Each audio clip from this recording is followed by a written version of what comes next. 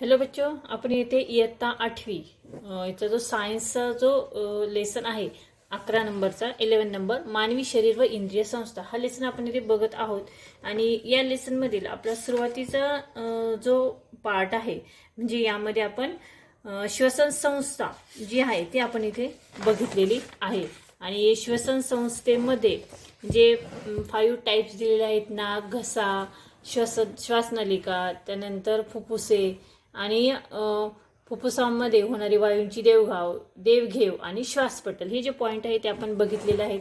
त्या सर्वांच्या आकृत्या देखील इथे दाखवलेल्या आहेत बघा. श्वसन संस्थेची आहे, त्यानंतर खाली वायू कोशाची आहे आणि इथे बघा मानवी श्वसन संस्था व वायुकोश या सर्व आकृत्यासहित आपण इथे हा लेसन इथे इथपर्यंत हा टॉपिक बघितलेला आहे. आजच्या व्हिडिओमध्ये आपण इथे रक्ताभिसरण संस्था जी आहे ती इथे बघणार आहोत. तर ठीक आहे, सुरुवात करूया. रक्ताभिसरण संस्था म्हणजे ब्लड सर्क्युलेटरी सिस्टीम. शरीराच्या निरनिराळ्या अवयवांमध्ये पाणी, संप्रेरके, ऑक्सिजन, विद्राव्य अन्न घटक, टाकाऊ पदार्थ अशा विविध पदार्थांचे वहन रक्ताभिसरण संस्था करत असते. म्हणजे रक्ताभिसरण संस्था जी असते तिचं कार्य काय आहे की आपल्या शरीरातील विविध अवयवांमध्ये पाणी, संप्रेरक, ऑक्सिजन, विद्राव्य अन्न घटक हे जे टाकाऊ पदार्थ जे आहेत हे अशा विविध पदार्थांचे वहन म्हणजे एका ठिकाणाहून दुसऱ्या ठिकाणी नेण्याचं काम ही रक्ताभिसरण संस्था ही करत असते. मानव आणि उच्चतर प्राण्यांमध्ये रक्ताभिसरणासाठी स्वतंत्र संस्था असते आणि रक्ताभिसरण संस्थेचे हृदय, रक्तवाहिन्या आणि केशिकांचा समावेश होतो. रक्ताभिसरण संस्थांमध्ये कोणकोणत्या घटकांचा समावेश होतो तर हृदय, रक्तवाहिन्या आणि केशिका. ठीक आहे. आता त्यामधील हृदय जे आहे ते आपण इथे अगोदर बघणार आहोत. हृदयाची जी कार्य जी आहे, रचना जी आहे ते आपण इथे बघणार आहोत. आता इथे बघा, छातीच्या पिंजऱ्यामध्ये जवळजवळ मध्यभागी हृदय असते. छातीच्या पिंजऱ्यामध्ये जवळजवळ मध्यभागी काय असते? हृदय असते आणि ते बरगड्यामागे दोन्ही फुफ्फुसांच्या मध्ये आणि थोडेसे त्याच्या डाव्या बाजूला कललेले असते. ते कुठे असते बघा? ते बरगड्यांमध्ये असते आपल्या दोन्ही जी फुफ्फुसं आहेत आणि थोडेसे त्याच्या डाव्या बाजूला ते कललेले असते. आपल्या हृदयाचा आकार आपल्या मुठी एवढा असतो व वजन हे साधारणपणे 360 ग्रॅम असते. आपल्या ज्या हृदयाचा आकार जो आहे तो बघा आपल्या मुठीप्रमाणे असतो आणि त्याचे वजन साधारणतः 360 ग्रॅम एवढे असते. आपल्या हृदयाभोवती दुपदरी हृदय आवरण असते आणि या हृदयावरणाच्या दोन्ही थरांमध्ये एक द्रव पदार्थ असतो. त्यामुळे घर्षणांपासून व धक्क्यांपासून आपल्या हृदयाचे काय होते? संरक्षण होते. आपल्या हृदय जे असतं त्या हृदयाच्या दोन्ही बाजूंना त्या काय असते तर दुपदरी हृदय आवरण असते त्या हृदयाच्या भोवती आणि या हृदयाच्या दोन थरांमध्ये एक द्रव पदार्थ असतो. याची जे दोन्ही थर जे असतात त्या दोन्ही थरांमध्ये द्रव पदार्थ असतो. त्यामुळे आपल्या हृदयाचं संरक्षण हे केलं जातं. म्हणजे कुठलाही धक्का लागला आपल्या हृदयाला तर त्यापासून त्याचं संरक्षण केलं जातं. मानवी हृदय हे एक स्नायुमय कसं असतं? स्नायुमय मांसल अवयव आहे आणि हृदय हे हृदय स्नायूंचे बनलेले आहे, हृदस्नायूंचे बनलेले असते. हृदय स्नायू अनैच्छिक असतात आणि त्यांचे आकुंचन व शिथिलीकरण एका निश्चित तालात होत असते. म्हणजे हृदयाची जी हालचाल आहे ती एका ठराविक तालानुसार होत असते. यालाच आपण हृदयाचे स्पंदन असे म्हणतो. हृदयाचे आतील उभ्या पडद्यामुळे डावे व उजवे असे दोन भाग पडतात. आतमध्ये जो उभा पडदा असतो त्यामुळे काय होते? त्याचे दोन भाग पडतात, डावा आणि उजवा. या भागांचे परत दोन कप्पे पडतात. अशा प्रकारे हृदयाचे 4 कप्पे असतात. वरच्या कप्प्यांना अलिंद तर खालील कप्प्यांना निलय असे म्हणतात. आता इथे बघा आकृतीमध्ये इथे दाखवलेले आहे हे जे हृदय आहे ह्या हृदयाचे 2 भाग झालेले आहेत आणि त्या 2चे देखील इथे परत 4 भाग झालेले आहेत.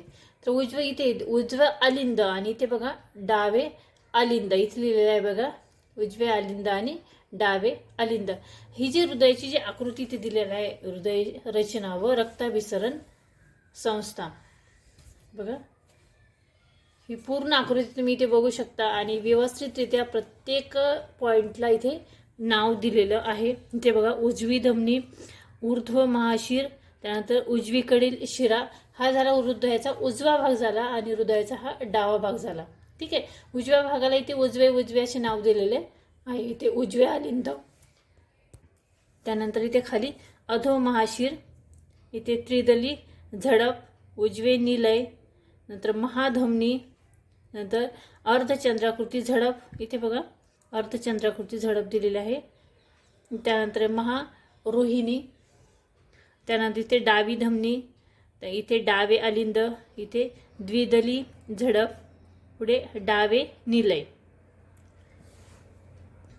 त्यानंतर पुढचा जो पॉइंट आहे बघा तो आहे रक्तवाहिन्या.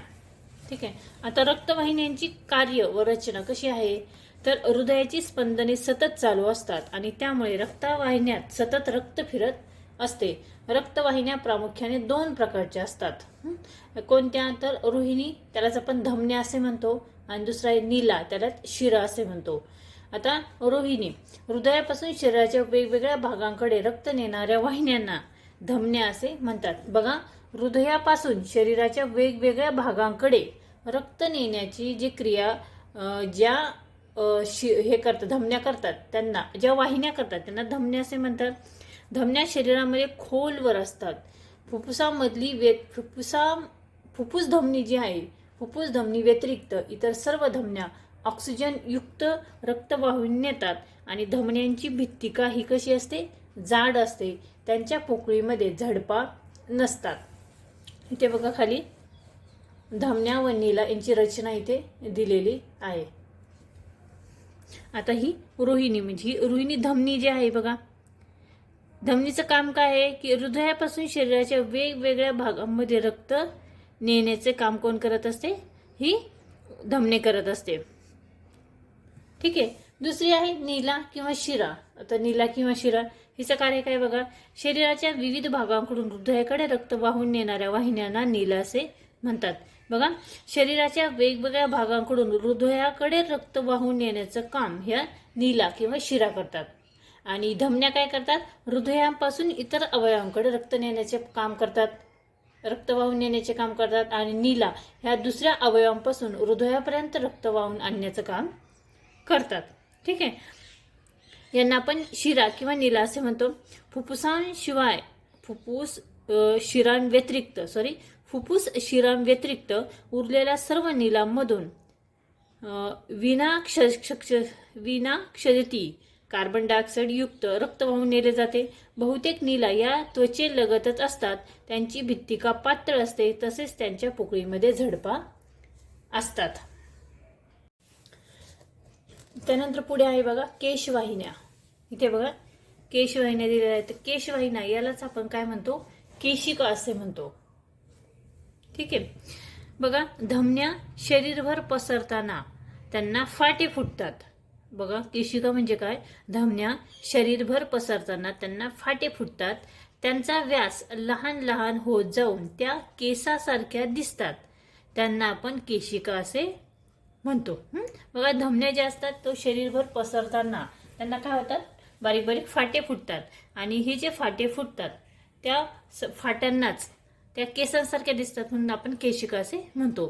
केशिकांच्या भित्तिका अत्यंत बारीक, एकसरी आणि पातळ असतात. त्यामुळे केशिका आणि पेशी यांच्या दरम्यान पदार्थाची देवाणघेवाण सुलभ होते. या देवाणघेवाणीत रक्तातील ऑक्सिजन, अन्नघटक, संप्रेरके व जीवनसत्वे पेशीत मिळतात. तर पेशीतील टाकाऊ पदार्थ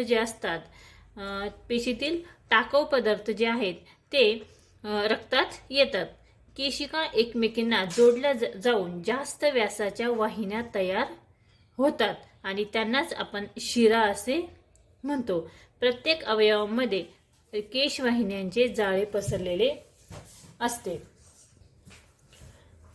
ठीक आहे. तर अशा पद्धतीने आपण आजच्या या व्हिडिओमध्ये इथे रक्ताभिसरण जी संस्था आहे त्याचे जे 3 टाईप जे आहे, हृदय, त्यानंतर रक्तवाहिन्या आणि केशिका, हे 3ही टॉपिक इथे बघितलेले आहेत. आय होप तुम्हाला समजले असतील. हा व्हिडिओ जर आवडला समजला तर या व्हिडिओला तुम्ही नक्की लाईक करा, शेअर करा आणि चॅनलवर नवीन असाल तर चॅनल सबस्क्राईब करा. पुन्हा भेटूया पुढच्या व्हिडिओमध्ये. तोपर्यंत बाय बाय.